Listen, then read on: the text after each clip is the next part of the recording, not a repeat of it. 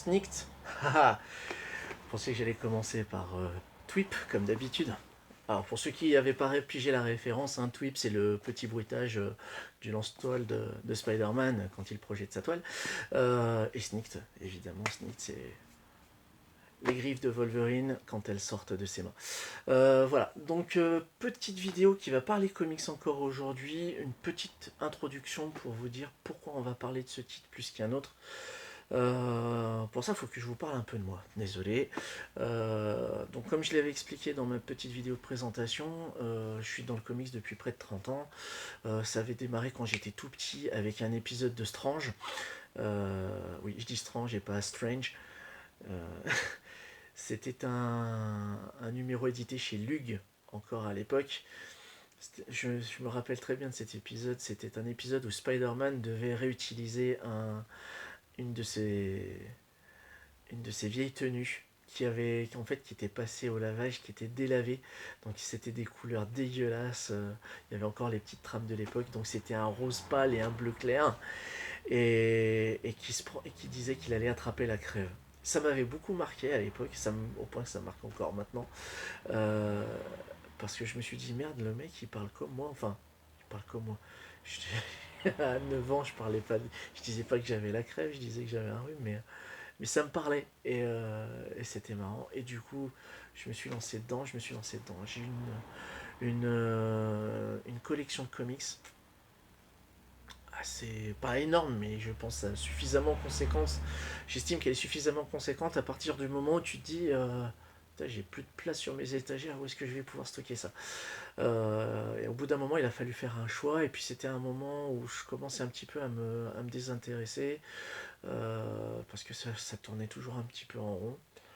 Et je suis revenu aux comics au début des années 2000, quand il y a eu l'univers Ultimate qui avait été fait avec Ultimate Spider-Man, Ultimate X-Men, et puis Invincible. Invincible qui sera le sujet d'une prochaine vidéo. Parce qu'il faut lire Invincible. Parce que Robert Kirkman prouve encore une fois, et là encore à l'heure actuelle sur son nouveau titre, moi je sens que ça peut être la grosse pépite. Firepower qui sera aussi le sujet d'une prochaine vidéo. Donc Robert Kirkman a prouvé, vous voyez comme je pars en digression, c'est n'importe quoi. Robert Kirkman prouve qu'avec une bonne histoire, on peut faire un comics qui est un début, un milieu et une fin. Ce sera pas le sujet de la vidéo du jour parce que j'ai Invincible et Ultimate Spider-Man étant les deux titres qui m'ont fait revenir aux comics. C'est grâce à eux où je me suis penché sur un titre que j'aime beaucoup, qui est Daredevil sous l'aile du diable. Alors ça avait été le sujet d'une précédente vidéo, je sais pas si elle sera encore sur la chaîne, ou si je l'ai supprimé d'ici là, auquel cas je m'en excuse, mais je vais devoir reparler de Daredevil. Daredevil donc qui est une création de Stanley et non de Bill Everett, et Stanley je crois si je dis pas de conneries. J'ai la mémoire des noms qui commence à partir en vrille, donc je vous prie de m'excuser. Ce titre-là, donc, en édition Marvel 100%, Sous l'aile du diable, le tome 1, et sa conclusion, le tome 2, Chemin de croix, c'est pour moi clairement un passage obligatoire de tête à corne. Voilà. C'est scénarisé par Kevin Smith, c'est dessiné par Joe Quesada et Jimmy Palmiotti, et c'est juste énorme. C'est de la bombe.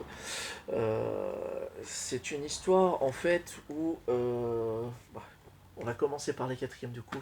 Je vois pas pourquoi je vais me démerder autrement. Avocat le jour, super-héros la nuit, Matt Murdock possède une ouïe, un odorat, une force et une agilité particulièrement développées. Petite parenthèse, si vous avez vu les séries Netflix, vous savez de quoi je parle. Et même s'il est aveugle, son sens radar lui permet de se diriger, d'éviter le moindre obstacle inlassablement. Il arpente les rues de New York à la poursuite de criminels en tout genre sous le nom de Daredevil, l'homme sans peur. Pour la première fois en France et après leur succès fracassant aux États-Unis, les aventures inédites de Daredevil réalisées par Joe Quesada et Kevin Smith pour la ligne Marvel Knight. Alors la ligne Marvel Knight, en fait, c'était une série de titres qui mettait en avant les super-héros dits urbains, qui étaient ancrés vraiment dans notre monde réel, hein. Donc ça va être du Punisher, ça va être du Luke Cage, ça va être du Iron Fist, étonnamment, alors que le mec dézingue des murs de 30 centimètres d'épaisseur d'acier renforcé juste avec ses poings. Ça va être du Jessica Jones, ce genre de choses. Mais voilà, on reste sur un univers particulièrement urbain réel. Ce tome-là, en fait, voit Matt Murdock mis à mal dans tous les sens du terme parce que au boulot ça va pas, au niveau personnel ça va pas, au niveau super-héros ça va pas non plus. Il est à deux doigts de clairement péter un câble. Je rappelle que Matt Murdock est un fervent catholique et que sa foi est mise à mal lorsque on lui donne un nouveau-né qui est désigné comme l'antéchrist. Le mec, il est quand même vachement cartésien dans sa manière de procéder et se dit ça sent le coup fourré ou ça sent le traquenard et je vais pas buter un marmot. Et de fil en aiguille, en fait, même ses sens le persuadent que il y a un truc louche, quoi. Et cette aventure-là, clairement, juste pour vous montrer deux, trois planches.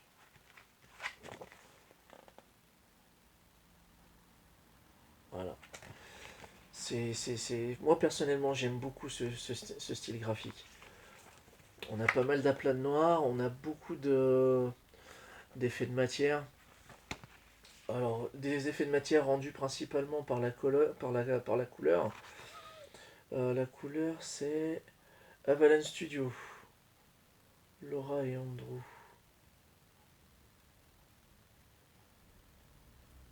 Ouais, c'est ça. Mais ouais, c'est cool. Ça, c'est la Veuve Noire, par exemple. Donc, vous voyez, on est loin de Scarlett Johansson dans les films du MCU.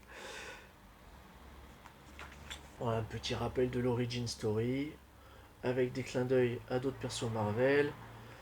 La mascotte de la rubrique de G, hein, que je salue au passage. Donc,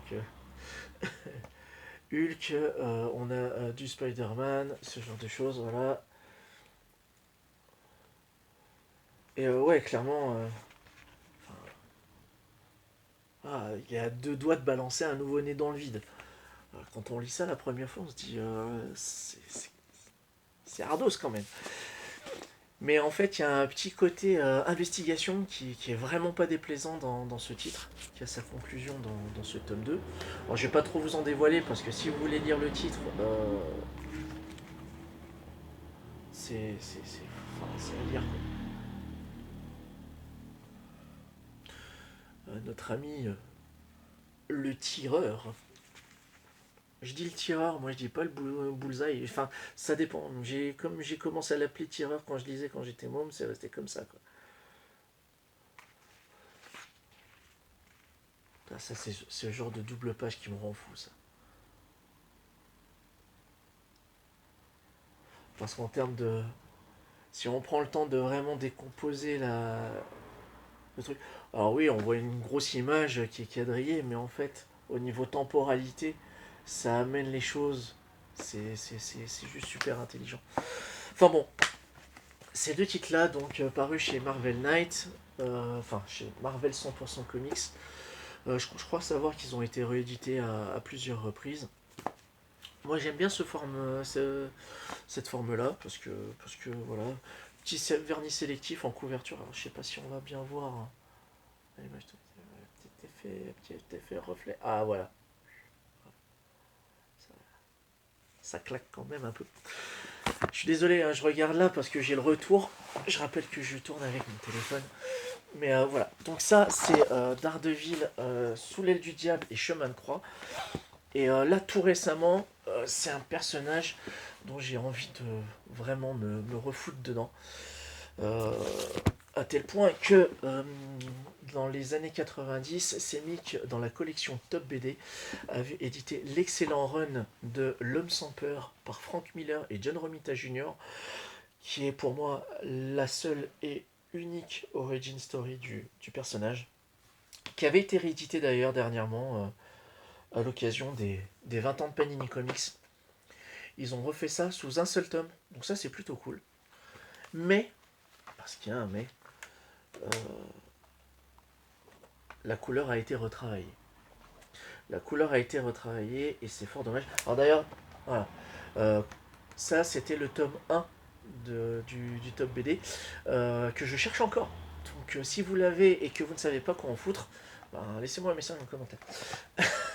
On sait jamais des fois que ça marche. Euh, John Romita Junior quoi. Voilà. Moi je trouve ça complètement dingue. J'avais tellement aimé cette histoire quand j'étais gamin que je décalquais littéralement sur le comics. Alors je sais c'est fou hein, mais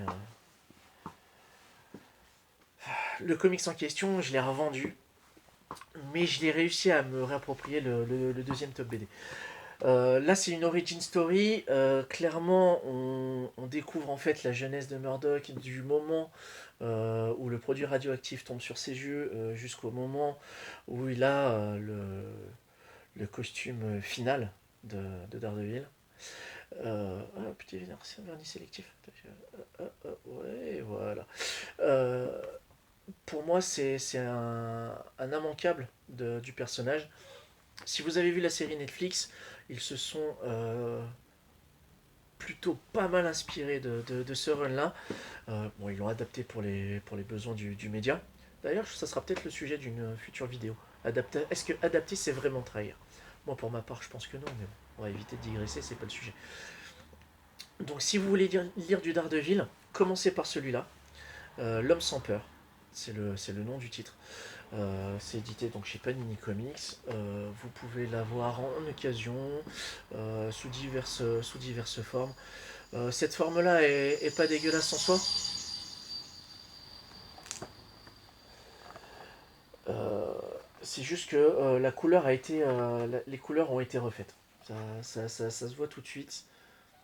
Alors pour certaines pages, c'est pas dégueulasse, c'est même plutôt mieux. Par contre, sur d'autres, ça pue l'ordi quoi. Alors, je ne crie pas, je ne dénigre pas la colorisation par ordinateur. Attention, pour la simple et bonne raison que mon épouse est coloriste, était coloriste BD et travaillait essentiellement sur ordinateur. Mais pour cette histoire-là, je préfère la première parution d'origine. J'ai pas le top BD là avec moi puisque, faute de place, c'est rangé dans des box qui sont dissimulés derrière mon canapé. Donc voilà, je dis beaucoup donc, et je dis beaucoup voilà, je suis désolé. Encore une autre chose que j'ai pompé à Max Faraday, désolé. Donc le conseil du jour pour lire Daredevil, moi je vous conseille L'homme sans peur, édité chez Panini Comics, et Sous l'aile du diable et Chemin de croix. Et plus tard, si vous voulez continuer de creuser dans la mythologie du fameux tête à cornes, je vous conseille l'excellent run de Mark Waid et Chris Samney, qui est pour moi sans aucune mesure équivalent. Pour moi, il fait partie du podium. Quoi. Ils sont tous les trois à égal niveau pour diverses raisons. Alors on va pas s'amuser à comparer, ouais mais tel style graphique est mieux que l'autre, niveau storytelling c'est mieux qu'un tel. On s'en fout. C'est juste trois excellentes histoires. Alors, au niveau run, le run de Mark Waid et Chris Samney, petite parenthèse, un run sur un personnage, c'est le nombre d'épisodes sur lequel il y a la même équipe créative, le même scénariste, le même dessinateur. Donc la période Mark Waid, Chris Samney sur Daredevil, pour moi, c'est un immanquable, au même titre que Sous l'aile du diable et L'homme sans peur. J'ai dit beaucoup de choses, encore une fois, je suis désolé si c'est encore décousu. J'espère que cette vidéo vous aura quand même plu. N'hésitez pas à me dire ce que vous en avez pensé dans les commentaires. Et puis on se donne rendez-vous pour une prochaine vidéo qui parlera qui va parler un peu d'horreur, pour changer. D'ici là, prenez soin de vous, soyez prudents et plus de funktitude sur vous. Salut. Ah, c'est là que ça s'éteint cette merde.